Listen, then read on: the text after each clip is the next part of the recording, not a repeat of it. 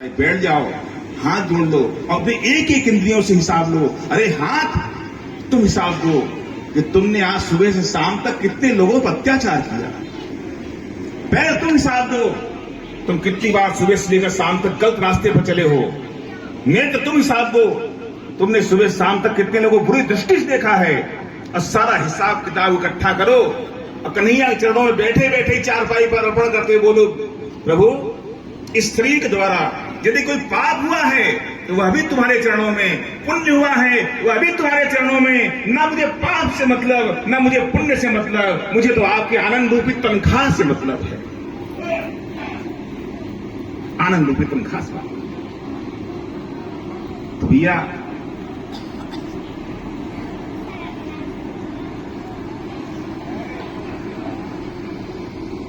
तो भक्ति के सिद्धांत, यह भक्ति कहां प्राप्त होती है, इस कौन बताता है। हम गुरुओं के पास क्यों जाते हैं, मंदिर में क्यों जाते हैं, देवालय क्यों जाते हैं। पहले बताया भक्ति क्यों करते हैं, अब हम गुरु के पास क्यों आते हैं। देखिए, जन्म से ना तो कोई पापी होता है ना ही कोई धर्मात्मा होता है। जन्म से कोई नहीं होता है। जैसी संगत मिलती है वैसा रंग चढ़ जाता है। हमारे यहां विचारों का बड़ा भारी महत्व है, बहुत बड़ा महत्व है। विचार के द्वारा ही व्यक्ति उसको विचार उसके अंदर प्रेषित कर दो, उसको चाहे जो से जो बना सकते हो। हमारे मध्यकालीन भारत में जब जो भाट और चारण होते थे ना, जो यश गाया करते थे, उनको यह रहस्य मालूम था। इसलिए वो राजाओं के ऐसे ऐसे महा कारनामे, ऐसे यश सुनाते थे कि कायर से कायर सैनिक के अंदर भी महाओज आ जाता था। तो तुमको भी यदि अपने अंदर में भक्ति के बीज अंकित करने हैं तो ऐसे लोगों के संग उठो बैठो जो भगवान के भक्त हो। नास्तिक के साथ मत बैठो जो भगवान का विरोध करने वाले हैं, गलत काम करने वाले हैं। ऐसे लोगों के साथ में बैठने से हमारी बुद्धि भी वैसी हो जाती है।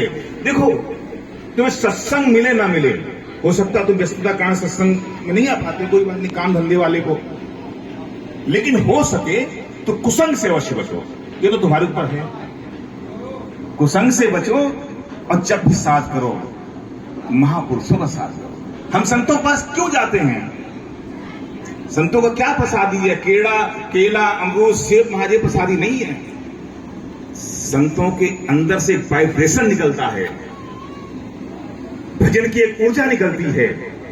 हम उनके पास जाकर के, जरूरी नहीं है कि संत के पास जाए बैठे तो आपको सुनाएं, उनके पास बैठना ही पर्याप्त है।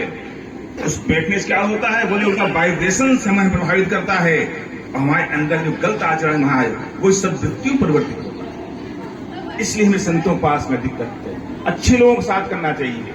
देखिए, आप लोग माताओं समझिए, ये बिंदिया होती है, बिंदी माथे लगाते हैं, ये बिंदी किसका साथ करती है, माथे का साथ करती है।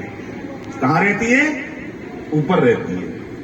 पायल पैरों को साथ करती है, तो कहां रहती है, नीचे रहती है। बिंदिया खामोश रहती है और पायल बहुत बोलती है। तो संतों के पास जाकर जहां अपनी, आजकल हम एक परंपरा ट्रेंड और चल गया है, ये नहीं समझ में आता कि महात्मा से सुनने जाते हैं, सुनाने जाते हैं। महात्मा चुपचाप बैठा हुआ, महाराज अपनी गाथा लेके बैठ जाते हैं। ए भैया, महात्मा के पास जाकर तुम अपने बेटा बेटी धन संपत्ति मकान वाली बातें करते हो, तुम्हारे बेटा हो जाएगी, बेटी हो जाएगी, ये हो जाएगी, वो हो जाए। उनके पास तो फैक्ट्री है नहीं बेटा बेटी पैदा करने की। संत के पास जाओ, एक ही प्रश्न करो, बाबा हमारे आत्म कल्याण का कोई मार्ग बताओ। हमारी परिस्थितियों को देखते हुए, हमारी जो परिस्थितियां चल रही हैं उन परिस्थितियों के हिसाब से, क्योंकि सबका अलग अलग मार्ग होता है। जिस मार्ग से मीरा को मिला है उस मार्ग से तुमको नहीं मिलेगा, जिस मार्ग से तुलसी को मिला उस मार्ग तुम्हें नहीं मिलेगा, क्योंकि तुलसी की, मीरा की, कबीर की, इनकी वस्तु परिस्थितियां अलग अलग थी। सब व्यक्ति की अलग अलग होती है। ये उसी प्रकार से, जिस प्रकार से मेडिकल स्टोर में दवाएं तो बहुत सारी रखी होती है,